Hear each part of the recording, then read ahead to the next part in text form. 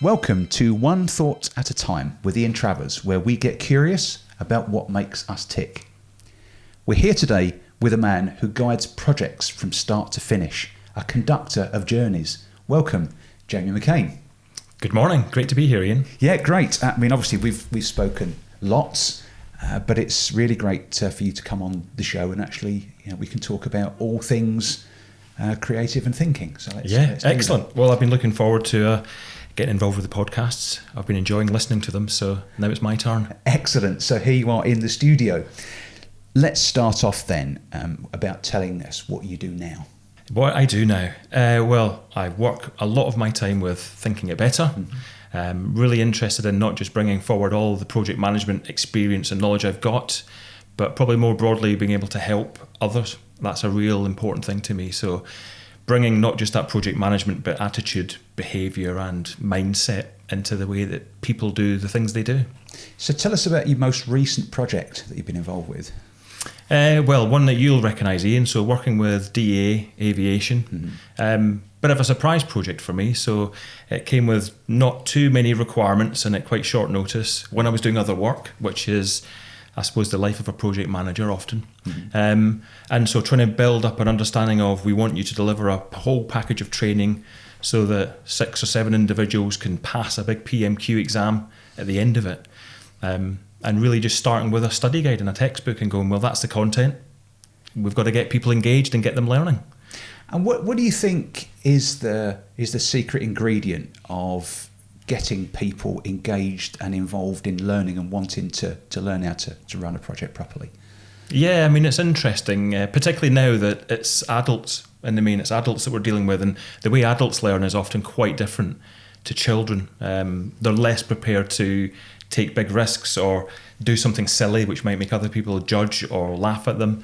So, adults expect a very different way to learn. And again, there's no one way either, so there's lots of different people. But in terms of, therefore, engaging them and what they do, I think there's often a need to, you seek out what they think. You ask the questions. I think, in my mind, there's more of a coaching approach. So adults don't generally want to be told what to do. They would rather come to their own conclusions. Yeah. So you've got to help them to do that. I think that's the engaging piece. So whilst in a room with people on Zoom, if you're trying to get that engagement, you've got to ask questions. And then how do you do that? I mean, that's interesting, isn't it? How people learn. So what kind of thing? What environment are you trying to create when you're working with adults? In a business context. How do you generate that engagement? I suppose there's a number of different ways. One way is just maybe the format or the way in which you deliver the work. So I think one of the things even I've learned more recently is do it in lots of different ways, because that adults will learn differently. Then somebody needs 10-minute updates, somebody needs classroom training, and some other people want to do it at their own speed, and maybe they need the textbook.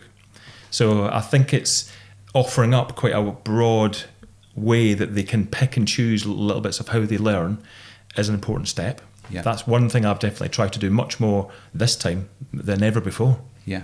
And that then is when your role as the conductor of the journey that they're on becomes quite important then.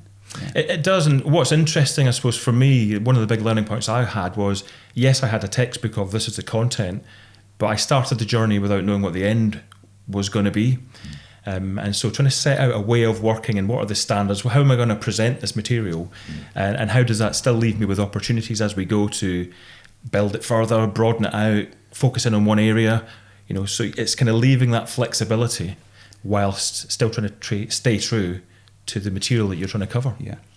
I mean, I'm sure we'll touch it in the conversation as well, but I mean, that's a most recent project where you've been dealing with people and imparting knowledge and a skill. But I mean, you've been involved in some pretty huge engineering projects in your career as well, haven't you? Yeah, absolutely. Yeah. Absolutely right.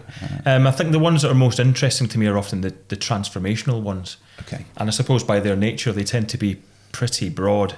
I think within a lot of projects, if you're delivering hardware or some sort of technical element, you can you can get away a little bit more with some of the other behavioural stuff, because the outcome is much more clear. People kind of go, well, you're trying to deliver this widget, or you're trying to deliver that tangible thing, I get it.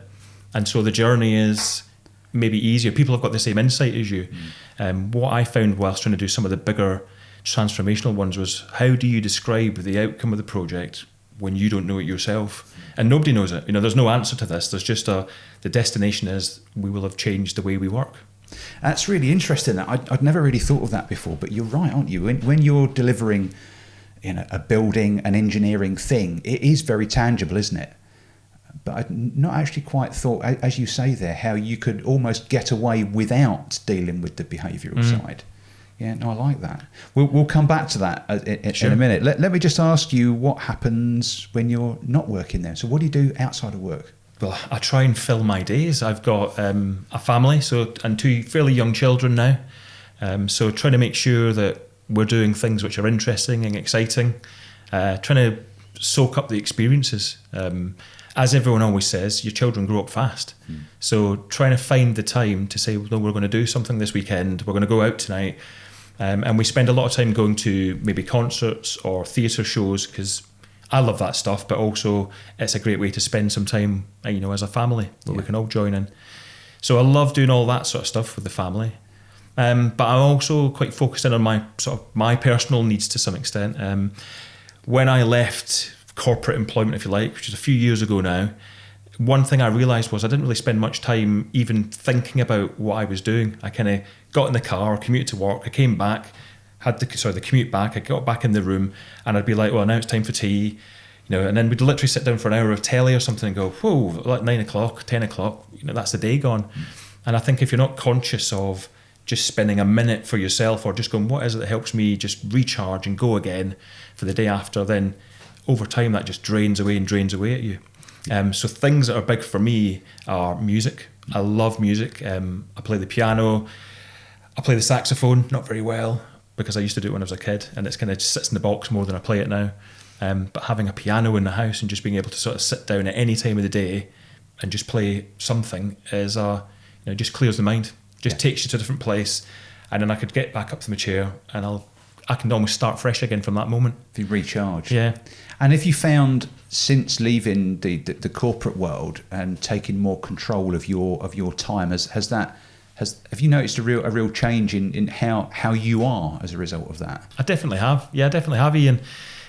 I mean, some of it is physical health. It kind of just helps you to make sure you're finding the time for that physical activity rather than just sitting at a desk all day. Yeah. Maybe that's also to do with working from home, pandemic effects. But, I certainly have a bit more of a physical, kind of active day-to-day life than I used to have. Yeah.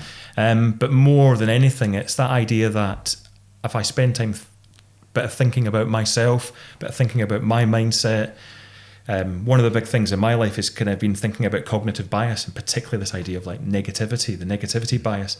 So, and the knowledge that we all find it easier to absorb the negative stuff that people say about us. People didn't like my comment, all that sort of stuff hits people hard. Yeah. But the 10,000 likes that you already had kind of just washes over you and you ignore it. Right. So spending a bit of time every morning for me going, so what was positive about yesterday? What was great stuff that's happened this week? What great times have I spent with my kids? And by doing a quick sort of 10-minute check each morning and almost going, it's like a tick list to some extent, bit more than that, but that idea of going, take some credit for the fact you've wanted to spend time with your kids. Take some time to credit yourself for, we did that date night that we've been saying we should have done for months. Because that stuff for me is much more valuable than any of the other stuff that I do. That's really interesting. And when you go through that process, is that a mental process? Do you write it down? How do you go through that process? Yeah, well, you and I have talked very recently around this idea of personalities and what's your natural tendency. And I am a little bit process driven. And so I've made this into a bit of a process. Certainly made it into a habit is what I've done. So I've created a way that I like to go through it. So I know I can do something in 10 minutes every day. And every week I'll just do a quick check. And every quarter I'll go, let's just spend half an hour thinking this through. Yeah. So I've found this way of capturing it on a little bit of paper, like a little tick circle sheet, and I'll do that like every few days just to make sure I'm keeping up to date and registering the good stuff that's happening. Yeah. So yeah, I'm an engineer. Right. Processes are good. I've made a process out of it. It's interesting. So, and I know it's something that we've touched in the past as well. There was it must be 18 months ago now. A mutual friend of ours, Mel, came up with the idea of the 100-day challenge, and every day writing in a book just a few things that you were grateful for that day, three things. And I really enjoyed that, and this is part of this what we're talking about here. It's getting that positive bias early in the day, and so that writing it down in a book, that worked for me at that time.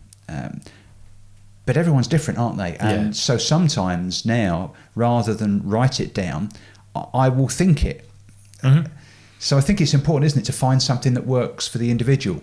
Absolutely right. And even for me, it's evolved quite massively. When I first started doing it, I suppose it wasn't quite a habit. It took me a bit more time to often get through the sort of thinking I wanted to do. I used to include a sort of 2-page little element where I'd go, well, just write down your thoughts, just write down stuff, whatever comes to mind, write it down, and just whatever it is, doesn't need to make sense. It's just, it is. And bizarrely, I'd find it incredibly easy to get to the end of a second page and go, I've just literally been free writing for 2 pages, and where did that come from? Almost. But I don't do that anymore. That was something that was like, when I had maybe a bit more time, when my mind was in a different place, that was what was important to me, and that was useful to kind of clear the brain of all the stuff that was happening.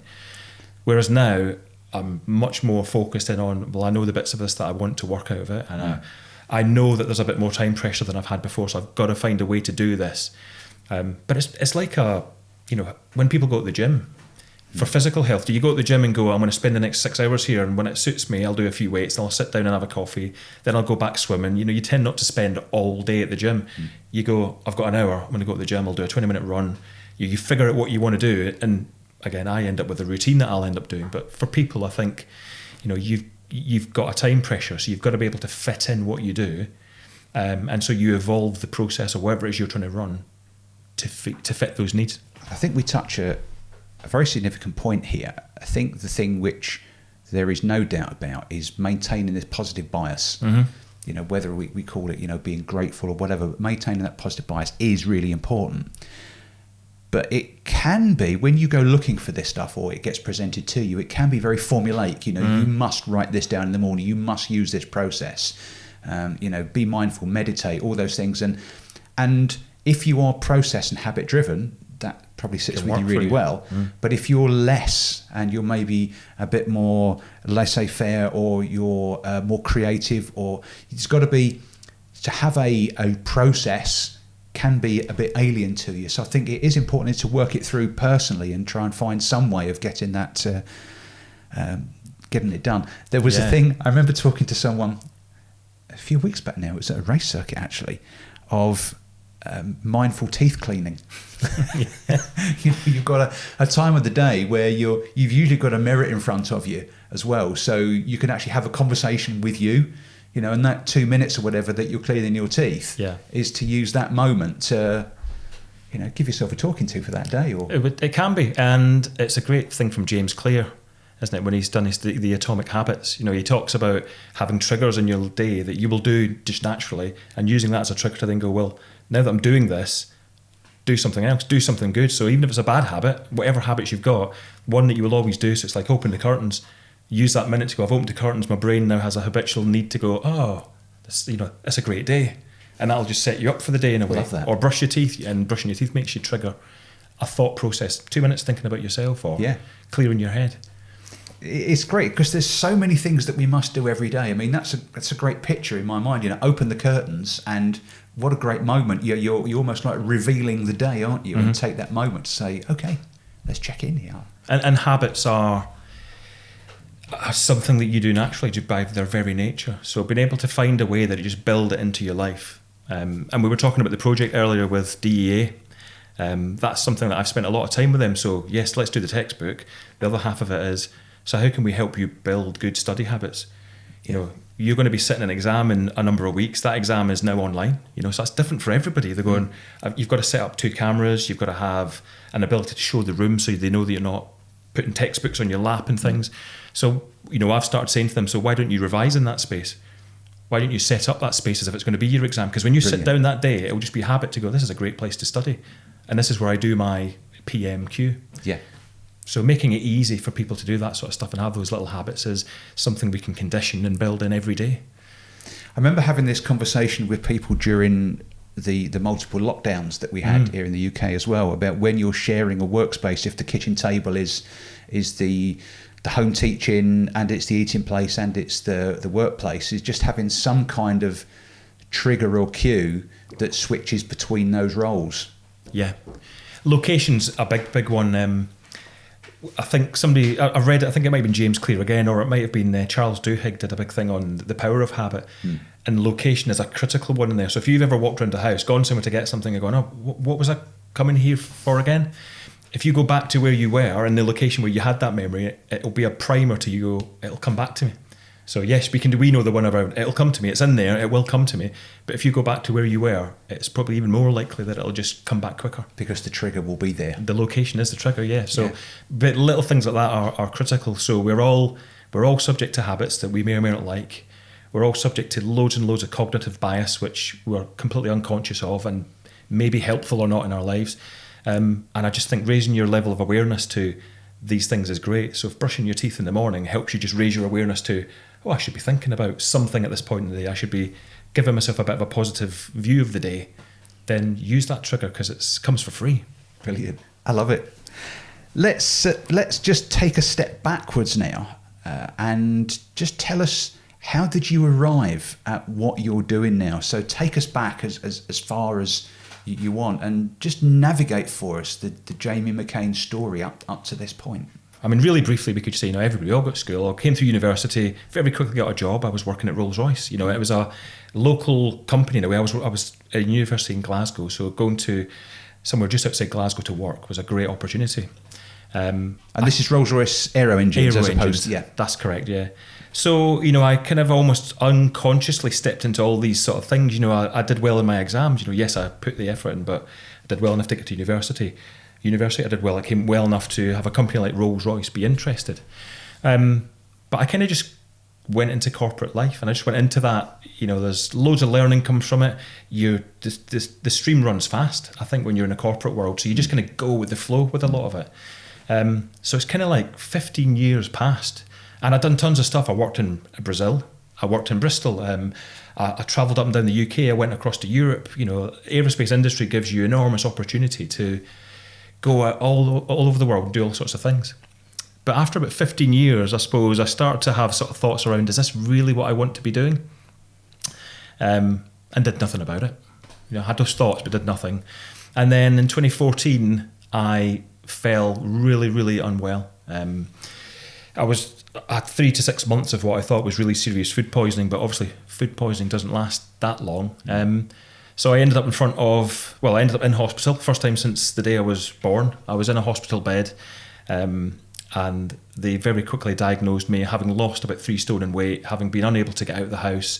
I went very quickly from being fit and well into being, literally bedridden. And they went, you've got ulcerative colitis. So it's akin to people who have Crohn's. That's maybe the better known part of it. And it's a digestive issue which, lots of people suffer from. And it can be pretty debilitating. So for me, it was. So from diagnosis, I ended up, we could have a podcast on this on its own. I had about 12 months of in and out of hospital, all sorts of things happening. Every treatment they try, they say, don't worry, 80% of people respond to this treatment. I kept being the 20%. So I was on the other side. So it took about a year to the day when the surgeon was at my bed. My wife was there with me, and I literally wasn't with it. I wasn't there at all. And sort of in mind, and they came in and he went, we're going to remove his bowel. That's the cure. He's in a terrible state. He's lost all this weight. This is the only answer we can think of. And my wife just went, look, can we give it the weekend? Because I know this isn't what you'd want. And they said, yeah, we've maybe got one treatment we can try for you, which is really extreme, but you need to get through the weekend first. And if anything happens, surgeon's on call, he'll be in, you'll be on the operating table, it'll be done. There's no question now. So going through all that sort of process was pretty crazy. Luckily, over that weekend, nothing happened. And on a Monday, I started a new sort of drug trial almost called biologics. And from that day forward, I just started getting better day after day. Still took another 18 months to 2 years for me to get back to where I went, I'm normal. But effectively, my life just transformed from 2014 to 2016, 17. It was be really ill and spend all this time recovering. I mean, that's had a massive, massive effect on my life. Yeah. You know, my kids, my son was too young to know about it, but my daughter still remembers it from when she was 3 or 4 years old. And it kind of really brought home to me the importance of, you know, life, Yeah. not work. Yeah. Making sure you find the time to do all this sort of stuff Yeah. that you want to do and what you want to do with your kids and with your family, rather than going, well, I've just got to get this next report done, or I'll work through tonight so I can get an extra bit of, you know, work done. Nobody ever thanks you for that. Yeah. In a way. So that changed my life. Yeah. And it made me even more focused in on that mindset. You know, what is it that got me through all that? Yeah. You know, what was the focus I had that said, you know, no matter how bad it's going to get, I think I'm going to get better. I always thought I'm going to get better. Even, you know, there'll be days if somebody went back to me and said, what about this day? I remember what happened on that day. Yeah, there's moments. Yeah. But in general, there was like I keep on looking back on it going, it's going to get better. Yeah. It's going to get better. So I always feel that that's something I want to kind of give back to other people, because it shouldn't take a serious illness, it shouldn't take hospitalisation, So shouldn't take a heart attack for you to go, I've got to change some things here. And that's what did it for me. Yeah, that's hugely powerful, and yeah, you can really see how. I mean, I know you're very passionate about what you do now, and that's obviously had a huge role in that. Because did you not? You're also a mental health first aider, aren't you as well? Tell us a bit about that, because that's part of this journey too, isn't it? It is. So I mean, during that sort of recovery period, I went through the first thing, which was like, just get back to normal. I mean, we're all doing that at the moment, aren't we? It's like, oh, pandemic was over, let's get back to normal. Whatever that is. And that happened to me as well. So I ended up back in corporate employment. I'm really thankful that they literally kept paying me for a year when I just couldn't turn up at work, and looked after me for a year when I couldn't work full time. So they gave me that time that I needed, that many people don't get, to go through that recovery process. And it was at the end of that when I started going, you know, what are the things that, how could I help other people? And some of that was, well, there's all this big thing coming out about mental health. It was becoming a much bigger part of, you know, mental resilience was part of, people talked about it a lot at work. Maybe weren't massively active, but they talked about it a lot. And so I went, well, what can I do? One of the big realization moments I'd got around thinking's great, thinking's really important, but it's got to lead to doing. And that for me, I was going, I think it's great to give money to charity. How much money have you given to charity in the last 3 years or 5 years? Oh, none. Like 10p in a thing, you know, I think it's really important that, you know, I spend time with my kids. Well, how much time have you actually done it in the last 2 years? Oh, I'm at work, you know, I'm busy. So you find a lot of excuses for that sort of stuff. And I sort of started going, well, things like mental health first aid, Mind as a charity, there's a lot of stuff out there now where you start going, you've got to start focusing on this. We all have to, as individuals, back to the analogy of, you know, trying to do something get physically fit, getting mentally fit, being mentally resilient. It doesn't come for free. No. So getting into mental health first aid for me was a first introduction into a really structured, or a way in which you can learn about what's happening and what people are going through. I've got my own mental health struggles. I've been through my own challenges, so I kind of understand a bit of it. So maybe I can be more empathetic to that.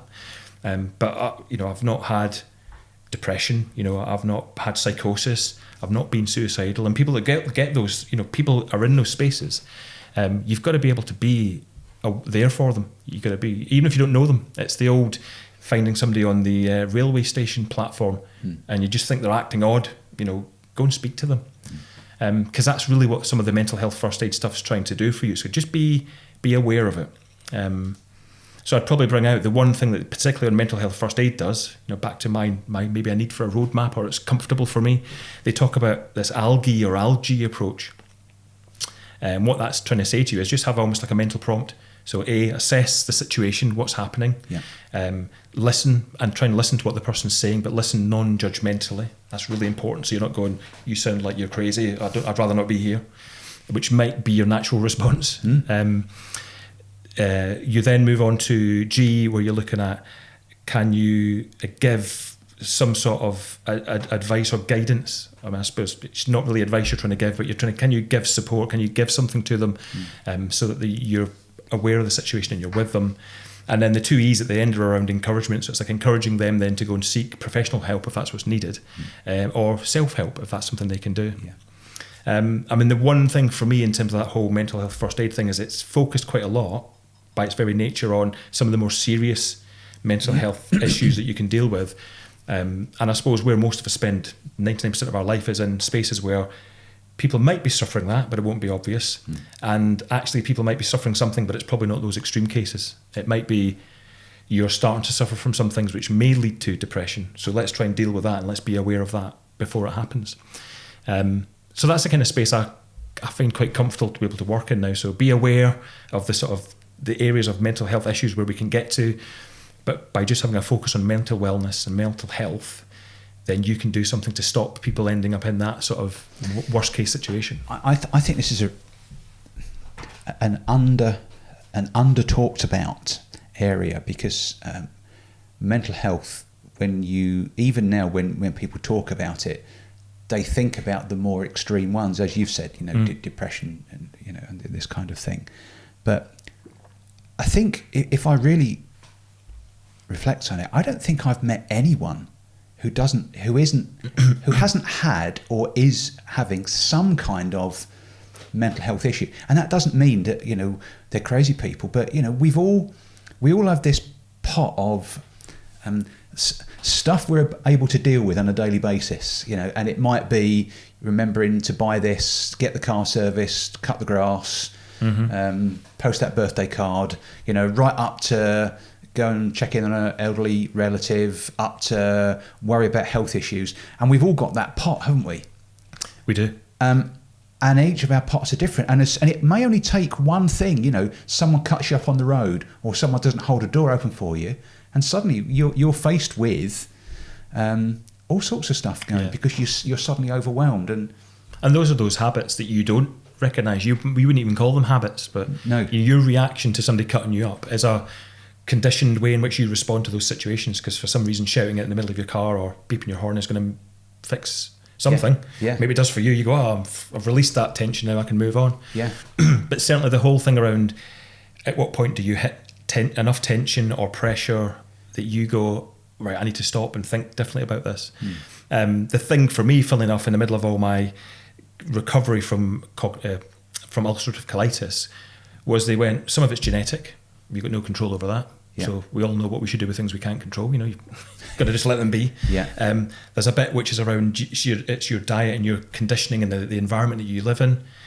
So I can do something about that. So let's work on the things that we can do something with and build those as good habits, and just accept that other stuff is going to happen. Yeah. Yeah.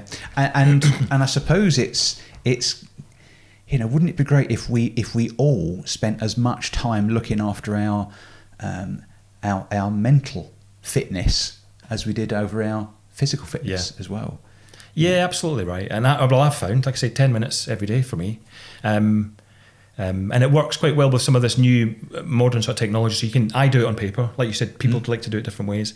You can do it on little apps, and the apps will give you that sort of reward that says, oh, guess what, you've done it again today. That's 10 in a row. Yep. And that's a helpful little habit as well, though, because you get into this, as long as I think it's a good habit and it's helping me, then why not reward yourself for doing it days in a row?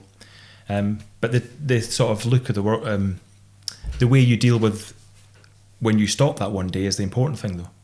So you then go, so if I miss one day, what do I do? Start the next day and start again. Just go. Don't go, I missed a day. It's too difficult. Isn't it? You try something new, and then you beat yourself up. You've been going to the gym regularly or running regularly, whatever it is, and then life kind of means that over the last 2 weeks, I didn't manage to do it yesterday. I didn't manage to do it yesterday, and you start beating yourself up. Yeah. Rather than saying, okay, can't fix yesterday. Yeah, I'll go tomorrow. Let's go tomorrow. Yeah. Absolutely right. And it's quite, again, I know it's a personal thing, isn't it? So I know I'm an engineer. I know that I can be quite binary in that sort of mindset. I can quite easily leave things behind, and some people can't. Some people, it kind of lingers and it holds on to them.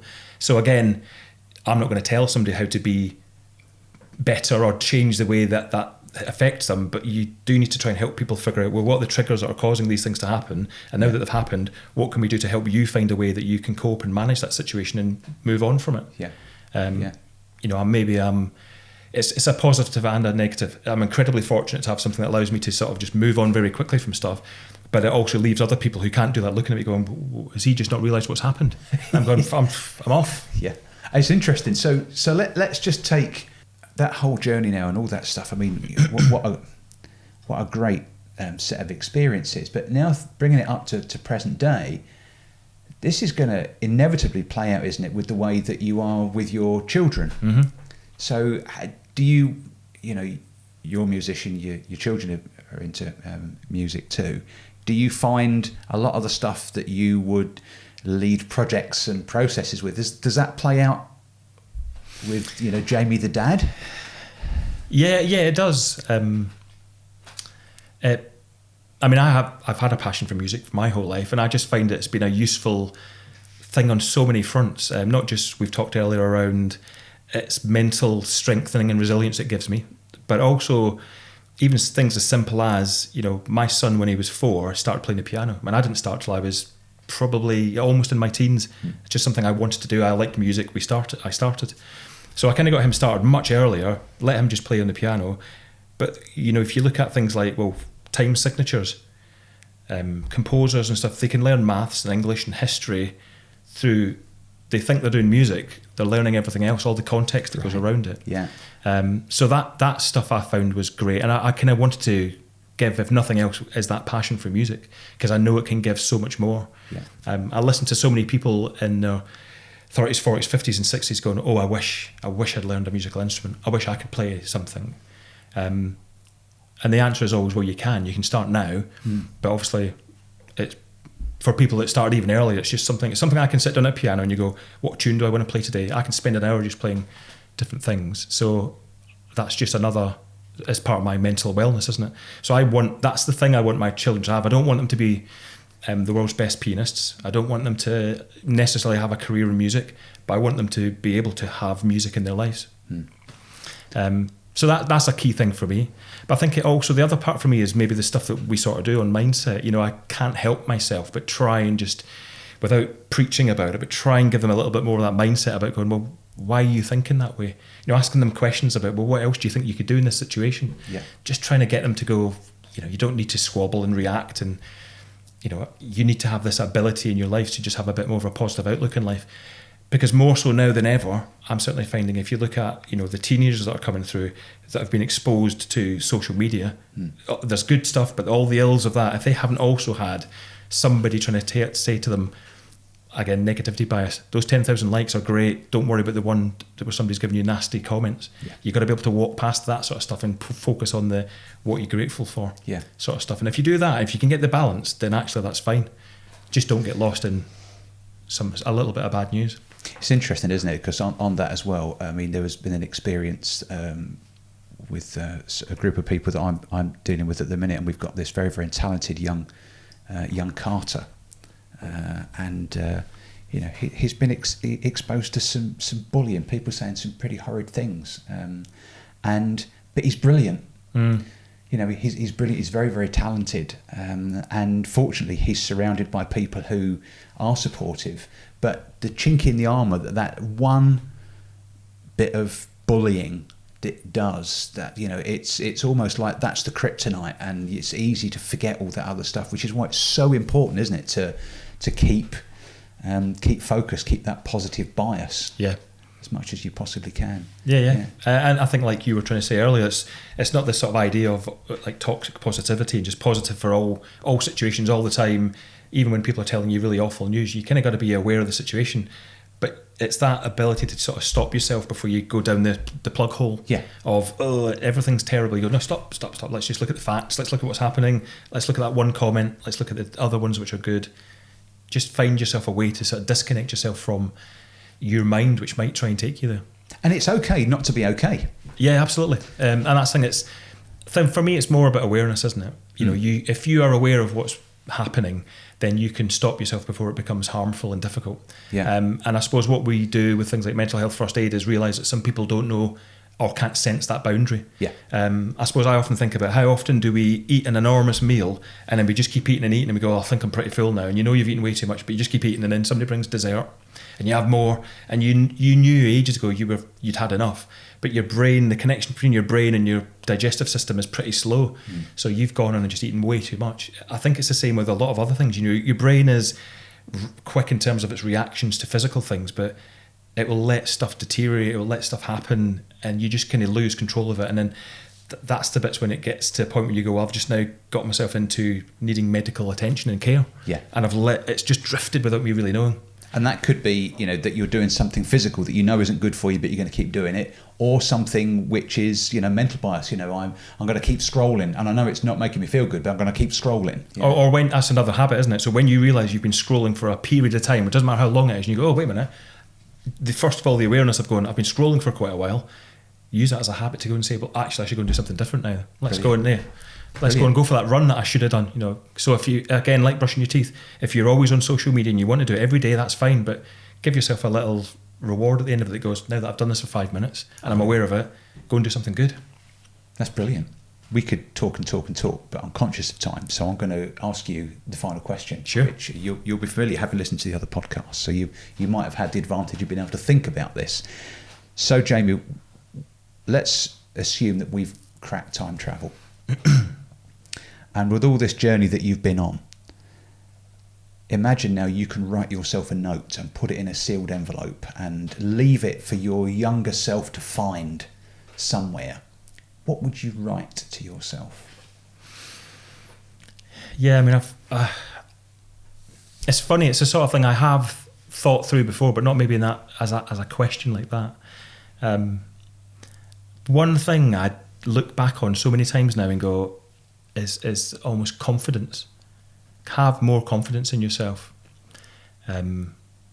You know, I've kind of worked through most situations, got on with it, but when I've started to watch other people achieve maybe things that I thought, well, I could do that, but I didn't, I'll just go, it's often because my own self-talk or my own sort of mindset would be, oh, well, are you sure? You probably need to know a little bit more about this first before you go and do it. So, you know, if my younger self could just be a bit more confident in my own abilities of what, you know, you're good enough now, you know, so be confident about it and go and give it your best shot.